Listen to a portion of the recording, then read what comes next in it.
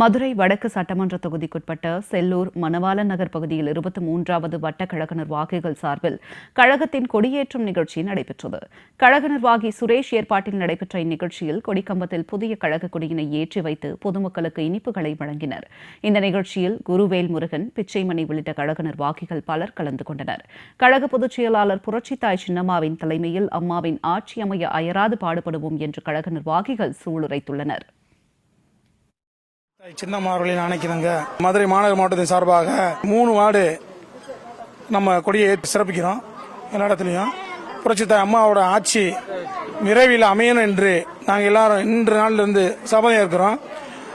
அம்மாவுடைய ஆட்சி மீண்டும் மலரணும். அம்மாவோட திட்டங்கள் அனைத்தும் மீண்டும் தமிழக மக்களுக்கு கிடைக்கணும், ஏழை எளிய மக்களுக்கு கிடைக்கணும். அம்மா உணவகம் திட்டம், லேப்டாப் திட்டம், தாலிக்கு தங்கம் திட்டம், பிள்ளைகளுக்கு படிப்பு திட்டம், எல்லா திட்டத்தையும் முடக்கி வச்சிருக்காங்க இன்றைய கவர்மெண்ட், டிஎம்கே கவர்மெண்ட். நம்ம சின்னம்மா வந்தால் மட்டும்தான் இது எல்லாத்துக்கும் கிடைக்கும்.